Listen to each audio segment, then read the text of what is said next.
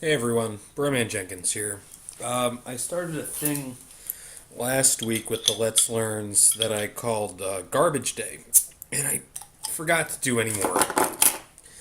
Uh, Thursday actually released a normal Let's Learn, so I was kind of inspired by Prototype Zero bringing back his Casual Friday thing, which is really one of my favorite parts of the week for the last 2 weeks because he finds some really good ones there. And I kind of consider this, in a way, a sort of a sister uh, version of that, where I just talk about whatever I feel like.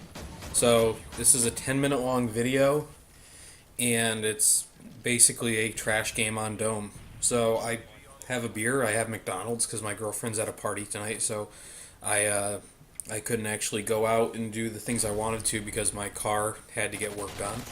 So, I'm going to talk to you today about something I'm actually a bit of an expert in.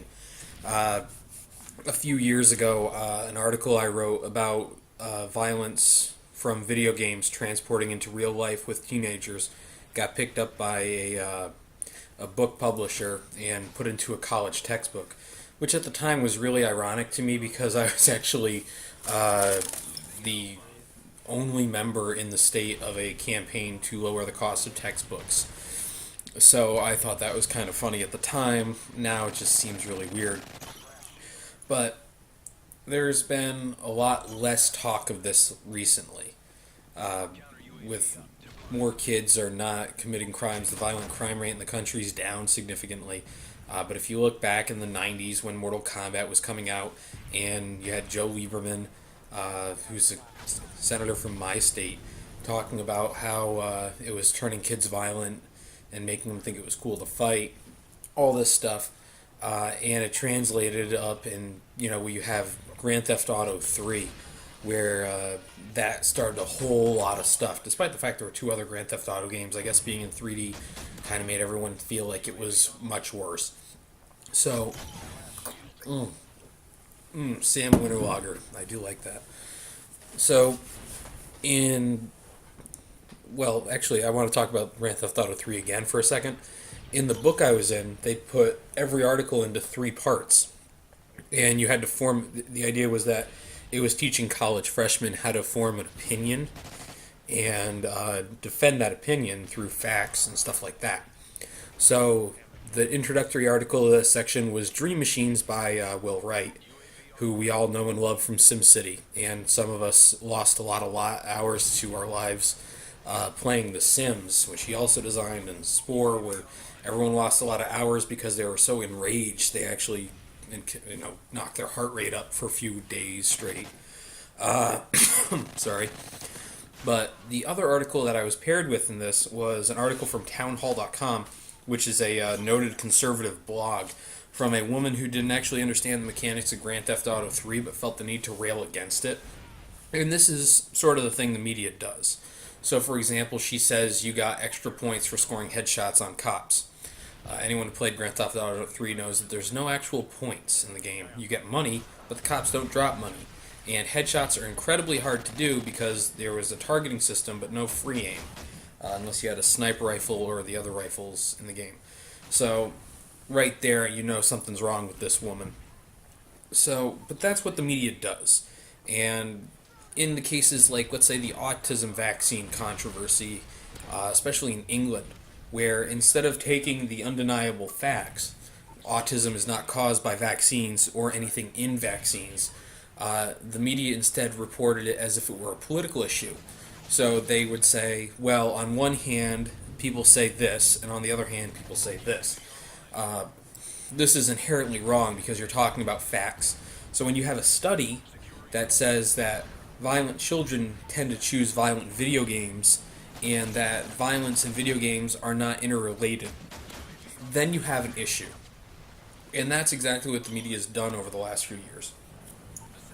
So, with the time I have after that introduction, about half the video, I wanted to tell you about some very interesting incidents Wikipedia has on violence from video games and point out why they're really mistaken on anything. And sometimes the Wikipedia article does that for me. So on November 22nd, 1997, 13-year-old Noah Wilson died when his friend Yancey, who probably already had rage issues over being named Yancey, stabbed him in the chest with a kitchen knife. The mother of Noah, Andrea Wilson, alleges that her son was stabbed to death because of his obsession with midway game Mortal Kombat. She alleges Yancey S. was so obsessed with the game that the child thought he was actually the character Cyrax. Because I love being Cyrax. The character Cyrax uses a finishing move in which the character grabs the opponent in a headlock and stabs the opponent in the chest. Anyone who ever used Cyrax knows that that's not how he finishes people. He used a bunch of bombs. Yancey S was so obsessed with the game that the child thought he was actually a character, and so this is how apparently the kid died. However, despite the character's other varieties of finishing moves, the character Cyrax does not actually perform this move at all. Surprise! The mother doesn't know anything about it, but she still decided to become a campaigner against violent video games. Thank you, people! That was fantastic. And they couldn't even sue the makers of Mortal Kombat because she made that shit up. This is the kind of thing that causes problems. I'm going to skip over the Columbine bullshit because we've heard it so many times. But how about in April 2000, 16-year-old Spanish teenager Jose Raban Padro murdered his father, mother, and sister with a katana, proclaiming that he was on an avenging mission by Squall Leohart, from the main character from Final Fantasy VIII. I had never even played that game, but the thought of actually being so obsessed with it that Squall is telling me what to do, that's just kind of amazing. Like, I would blame everything I ever did bad on a Final Fantasy game in hopes that Square gets sued to death, so I don't have to hear about those shitty games every 5 years. Let's see, November 2001, 21-year-old who should know better committed suicide after what his mom claims was an addiction to EverQuest. Right there, you get your problems. Stated that I think the way the game is written, blah blah, it's a bunch of stuff about how he's addicted to the game because he couldn't level up. So it's like a kid with a golden clan tag. He can't jump into the well 50 times in a game, so there's no way he's ever going to get that clan tag, and he might as well just kill himself in real life.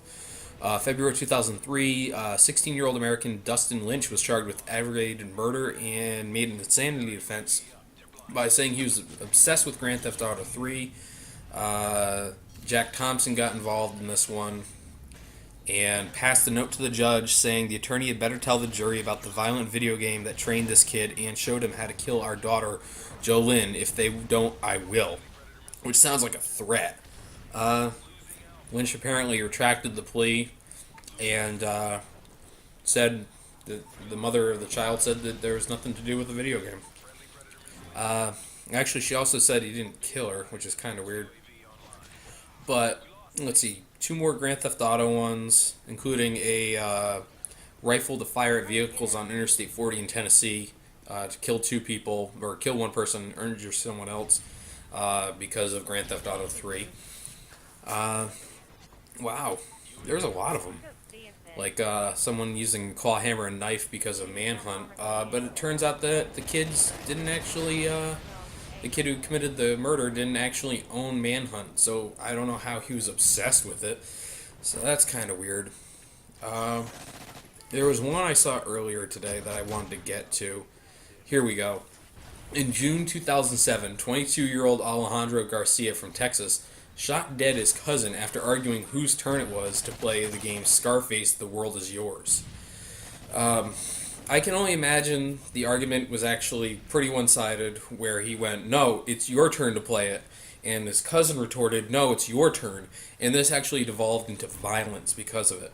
Because everything I've heard and seen of that game is fucking horrid, and I don't understand why you would want to play it. But I guess if you're named Alejandro, you've already got nothing left to lose. Let's see. Mortal Kombat? Wow. Grand Theft Auto 4. Cool. How about this kid, Brandon Crisp, who fled his home after his parents took away Call of Duty 4 from him. That's always good. I mean, let's see. It kind of goes on. Like, Grand Theft Auto gets blamed for 90% of these things. How about Gary Allock punch-slapped and pinched his partner's 15-month-old daughter in 3 weeks leading up to her death before he delivered a fatal blow to the stomach, which tore her internal organs because she interrupted him playing his Xbox. That's an appropriate response to a small child. But the true story here is video games don't cause violence. Violent people are attracted to violent video games, and it just creates more violence in the end. So I'm gonna maybe do more garbage days. Bye, everyone.